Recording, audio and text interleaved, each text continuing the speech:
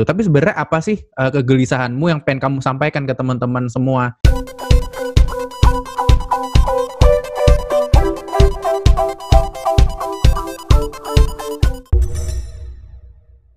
Assalamualaikum warahmatullahi wabarakatuh. Masih bersama saya Rizky Ruman di Rizky Rumans atau Farsadian Channel. Mantap. Ya, hari ini aku pengen nyoba-nyoba pakai aplikasi buat physical distancing yang tetap produktif dong. Ya, udah perlu perkenalan nggak? Faras nggak usah ya, udah pernah di konten gue ya. Salah. Jadi hari ini nggak ada topik, kita pengen nanya-nanya aja nih sama Faras apa yang sudah terjadi. Benar Ras? Kemarin sempat diwawancarain ya kamu ya, sempat diwawancarain di UMA. Iya. Semua terkait tentang COVID-19 ya. Betul. Kemarin bahasannya tentang apa ya Ras? Iya, jadi mereka ngebahas tentang lebih banyak ke pengalaman gue di garda terdepan tuh seperti apa gitu. Tapi sebenarnya kemarin tuh udah dibilangin kalau rumah sakit tempat gue kerja itu bukan rumah sakit COVID center, tapi mereka tetap concern karena ternyata even di rumah sakit yang bukan rujukan aja itu kondisinya udah amburadul banget gitu. Jadi masih banyak kekurangan sana sini, APD masih kurang. Kitanya juga belum ada regulasi yang yang teratur seperti itu. Jadi mereka juga ngangkat itu jadinya gitu. Dan kemarin memang pasien COVID positif di rumah sakit gue juga ternyata ada gitu Ki. Walaupun meskipun bukan rumah sakit COVID tapi tetap nanganin gitu loh ya. Tetap ada ya. Dan tuh ini di ruangan pasiennya? Ada yang kecolongan di ruangan karena luar biasanya kondisi peralihan musim antara musim penghujan ke kemarau ini kan udah mulai nih ada DHF ya. Iya. Ada DHF itu benar-benar yang gejalanya itu kan mirip-mirip. Akhirnya banyak yang misdiagnosis. Nggak banyak sih, beberapa ada yang misdiagnosis. Tapi ada juga yang dia tuh masuk dengan keluhan demam, cuman batuk pileknya tuh belakangan gitu. Jadi pas di ruangan baru. Terus nggak spesifik juga, labnya kan nggak spesifik. Mungkin ya. Iya, labnya tumpang tindih jadinya. Kemarin kamu diwawancarai terkait kamu kerja meskipun bukan di rumah sakit rujukan COVID tapi tetap nanganin juga dan menggarisbawahi tentang APD ya rasanya kalau aku dengerin. Betul. Aku dengerin loh, kamu tau nggak? Aku dengerin. Dan aku nggak lama. Masa iya? Iya sumpah, aku dengerin live, bukan rekaman. Aku dengerin live rekam. Yang gitu. Gue ngakak pas saya menangis tidak bisa bertemu anak. Kenapa gue malah ketawa ya? soalnya yang mas-masnya tuh udah kayak ya baik terus kayak mau cepet gitu, tapi tiba-tiba aku menangis terus kayak masnya oh ya monggo mas ceritakan. Oh enggak, sebenarnya justru masnya itu bilang, dok tolong angkat yang peristiwa itu supaya orang-orang lebih ngerti ini aja, lebih ngerti aja, lebih orang-orang jadi ngerasa oh iya gue ini jahat bener ya kalau bisa sampai gue keluar rumah di saat dokter ini aja tuh sampai segitunya gitu. Betul, gitu dokter loh. aja nggak bisa ketemu sama keluarganya ya. Bener. Oke. Tega banget kalau mereka masih gitu kan. Oke, back to topic ya. Jadi kemarin yang dibahas itu lebih ke arah APD karena kamu juga diketahui karena APD juga dan APD dan ini menyuruh teman-teman buat di rumah aja. Gara-gara kamu kan pakai jas hujan sambil pegang di rumah we stay at work for you and you stay home for us itu kan. Iya, betul. Kamu terkenalnya karena itu kan. Akhirnya diundang UMA, diundang ACT, undang juga sama Pokari tapi tidak ngajak-ngajak saya. Dasar Anda ini. Jadi semuanya karena picture itu ya Ras ya? Semua karena picture itu. Terus yang sebenarnya kan kamu disuruh untuk cerita tentang itu. Tapi sebenarnya apa sih kegelisahanmu yang pengen kamu sampaikan ke teman-teman semua? Yang kamu rasakan tuh apa yang pengen kamu sampaikan sebenarnya? Susah ya bahasa aku ya. Intinya apa sih kegelisahanmu selama ini atau sekarang ini? Sekarang ini intinya gini. Tahu sendiri kan kalau misalnya sekarang itu Jakarta yang udah jadi wilayah transmisi lokal. Itu sekarang kita udah nggak peduli lagi sama riwayat kontak.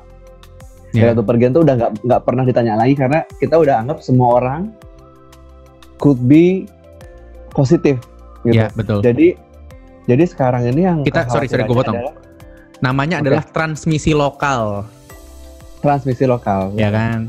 Kalau di buku panduan. Jadi semua yang ada di sini tuh kita nggak jelas kalau kita keluar tuh mana yang positif, mana yang enggak, mana yang suspek itu sangat campur aduk. Ya lanjut. Campur aduk sekali. Habis itu yang jadi kegelisahan gue ini ketika bekerja sekarang khawatirnya adalah ketidakjujuran dari pasien sebenarnya. Ketika kita anamnesis ya, terus kita tanya-tanya seputar keluhan mereka gitu. Jadi mereka tuh kadang-kadang suka bingung-bingung gitu. Bahkan ada yang menghindari keluhan-keluhan yang mereka udah, wah ini kayaknya dokter kalau misalnya gue cerita kayak gini gue nggak boleh rawat nih, atau gue nggak bakal diperiksa nih segala macam. Jadi mereka tuh udah kepikiran kayak gitu dan udah mulai banyak nih yang udah mulai pinter-pinter sendiri. Alasannya apa ya mereka kayak gitu ya? Karena mereka takut ditolak. Soalnya rata-rata dari mereka itu kurang paham dari alurnya gitu. Kalau gue jadi pasien, gue datang ke rumah sakit A nih. Rumah sakit A itu misalnya bukan rumah sakit rujukan ya, rumah sakit tipe C. Gue punya keluhan ispa sama demam, dan gue tahu kalau rumah sakit itu bakal susah nerima gue untuk rawat inap, atau mungkin misalnya gue berpotensi dia bakal dioper nih. Misalnya gue cuma mau ke poli, gue berpotensi bakal dioper ke UGD karena poli itu kan nggak nerima kalau yang suhunya di atas 38 derajat kan. Nah, kalau misalnya gue ditolak sekali sama rumah sakit dengan pertimbangan kebijakan mereka, gue nggak bakal datang lagi ke rumah sakit yang tipenya sama. Oke. Karena gue tahu gue bakal ada potensi ditolak juga. Dan dia nggak tahu harus kemana juga. Iya. Dan rata-rata pasien-pasien yang masuk ke rumah sakit gue itu, mereka punya riwayat 2 kali ditolak, 3 kali ditolak, seperti itu. Makanya terakhir itu masuknya ke rumah sakit gue dengan posisi mereka udah, pokoknya awas ya gitu. Intinya mereka udah mulai emosinya udah mulai keluar, terus misalnya udah dikasih tahu tuh udah mulai denial, udah mulai bohong-bohong kayak gitu. Jadi itu kan membahayakan kita ya. Betul. Makanya kadang-kadang kita harus kayak lebih, bener Bu, dari kapan nih Bu, kayak gitu. Jadi menggali lagi. Dan gue udah sadar, gue pribadi sudah sadar kalau mereka butuh informasi lebih. Makanya di IGD itu gue pasang poster untuk alur COVID, kemudian apa-apa saja yang harus mereka lakukan ketika stay di rumah, atau gimana cara mereka terhindar dari virus tersebut, dan juga 12 rumah sakit rujukan yang bisa kita sampaikan, kita rekomendasikan ke mereka untuk pemeriksaan lebih lanjut. Oke. Jadi sebenarnya mereka tuh bingung alur dan juga dia pengen dilayani sebenarnya. Betul. Cuman gue luruskan juga ya, kita harus luruskan bahwa sebenarnya rumah sakit tuh bukan menolak. Tapi untuk saat ini rumah sakit terbelah menjadi 2, ada rumah sakit rujukan COVID dan rumah sakit non rujukan COVID. Betul ya? Jadi ada rumah sakit rujukan, ada yang juga bukan.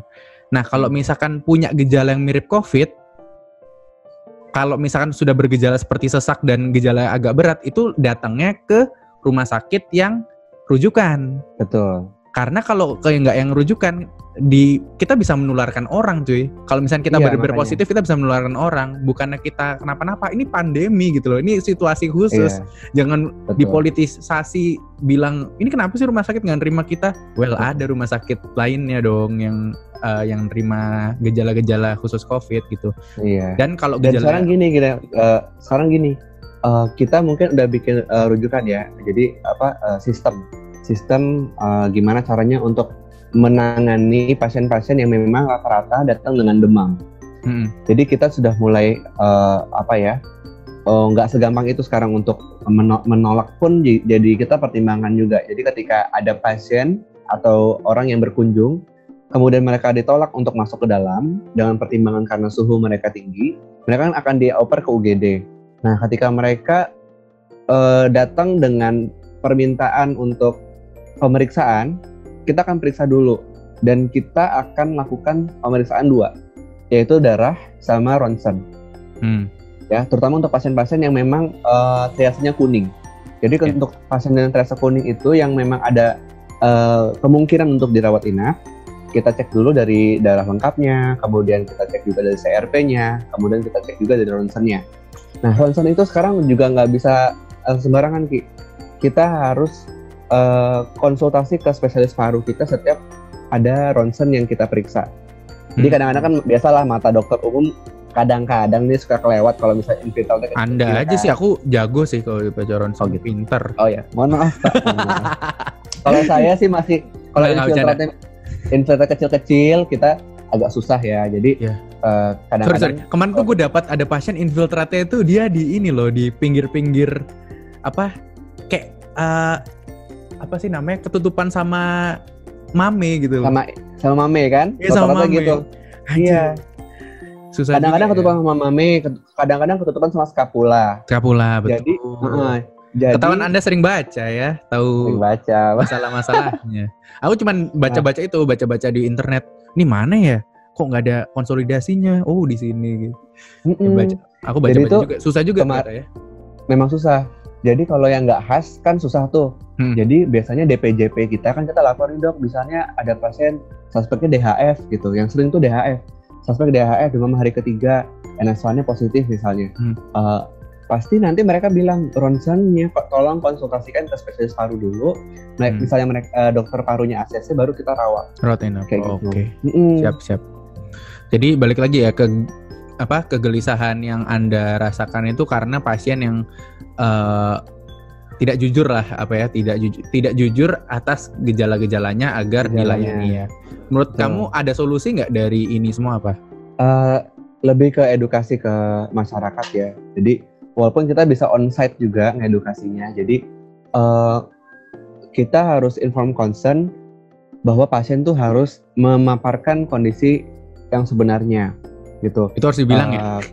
Iya, harus dibilang dari awal, dan kita harus inform concern terkait dengan peraturan yang ada. Misalnya kayak gini, Bapak, Ibu, sebelum kita lebih lanjut, nanti kita harus melakukan beberapa prosedur. Apabila memang harus dirawat inap, itu kita harus melakukan pemeriksaan darah dulu, ronsen dulu. Karena kenapa kita harus inform concern? Karena kita harus sampaikan bahwa rumah sakit ini bukan yang bermaksud untuk menolak, karena kita nggak punya isolasi. Betul. Kita nggak punya isolasi, dan kadang gue harus mendramatisir kayak gini sama pasien. Kemarin tuh bahkan ada yang karantina segala macam. Jadi tenaga kesehatan tuh sampai di karantina, Bu, kalau misalnya ada pasien yang sampai kecolongan masuk. Jadi dengan kita di dalam hati pasien kan lu yang dikarantina bukan gua. Makanya tuh sekarang kita menguji tentang hati nurani pasien nih. Hati nurani pasien. Jadi artinya juga kita paham betul mereka tuh kondisi lagi sakit, kita membutuhkan. Tapi kadang gua harus bisa lebih persuasi untuk kondisi yang bisa gue lihat tampak sakit ringan nih gitu. Masih oke nih, masih gitu. jalan, masih pegang HP, masih pegang HP, masih bisa nunggu. Iya. Jadi mereka itu gue saranin adalah ya gue kasih obat, rawat jalan, dan mereka harus isolasi di rumah gitu. Karena memang gue kasih tahu kalau ODP itu pilihannya adalah isolasi di rumah dengan obat-obatan yang sesuai dengan gejala. Jadi nggak harus periksa rapid test, mereka nggak perlu rawat inap, karena rawat inap ini bukan solusi pada saat ini. Justru mereka bakal dapat tambahan penyakit baru takutnya gitu. Itu yang gue sampaikan kadang-kadang sama pasien yang agak susah untuk dikomunikasikan dengan baik gitu. Ya sebenarnya agak susah ya kalau masalah edukasi. Aku bisa menawarkan solusi terkait SOP yang masih membingungkan. Bahkan yang bingung tuh bukan pasien, dokter pun juga masih bingung loh. Ini mau diapain, dan tiap rumah sakit mungkin SOP-nya ada sendiri-sendiri yang khusus juga nggak sih? Beda-beda juga. Betul. Jadi kita belajar dan pasien harus dikasih tahu. Kalau menurut aku sih salah satu solusinya adalah kita sebagai dokter, terutama aku yang nggak kerja di UGD, aku kan di Poli. Ya aku mulai edukasi ke teman-teman sekalian lewat Instagram atau lewat Twitter dan segala macam. Aku pernah tuh ada draftnya gitu, Ras. Saya Dokter Rizky Akbar Heruman, sudah terdaftar STR-nya di sini. Dengan ini bisa memberikan konsultasi gratis terkait COVID-19 bagi yang bergejala ringan ataupun yang tanpa gejala. Jadi kalau mereka mau nanya doang sih sama kita aja. Jadi fokusnya kalau gejala ringan atau tanpa gejala tapi ada riwayat paparan, pernah paparan positif, itu Anda di rumah saja dong 14 hari, tenang aja, yang penting pakai masker. Kalau gejala yang nggak berat nggak apa-apa di rumah aja. Cuman kalau udah sesak jangan di rumah terus dong, pergi dong. Iya. Sakit. Betul. Seperti itu. Jadi kita perlu ngasih tahu hal-hal seperti itu juga sih. Makanya banyak dokter-dokter kayak dokter Al Gufron, tau nggak lo, penyanyi? Tahu. Nah itu dia buka konsultasi gratis. Gue jadi terinspirasi. Oh ya, gue bikin juga. Jadi beberapa hari ini gue jawabin pertanyaan juga dari teman-teman. Jadi buat teman-teman yang ada di YouTube boleh tanya-tanya kepada saya ya. Di @hairuman_x. Saya juga boleh di konsultasi di Uma Channel ya. Di Uma Channel juga bisa. Jadi kalau gejala ringan, Anda cuman kayak demam, terus nggak ada batuk, nggak ada nyeri tenggorokan, nggak ada sesek, di rumah dulu aja 14 hari. Jauh social distancing juga di rumah kayak gitu. Paling gitu yang paling kita bisa lakukan. Kalau SOP tiap rumah sakit saya emang ngikutin dengan sumber daya manusianya, ngikutin tentang ada isolasi apa enggak, ngikutin tentang alur dan segala macam. Jadi emang perlu dibicarakan lebih lanjut.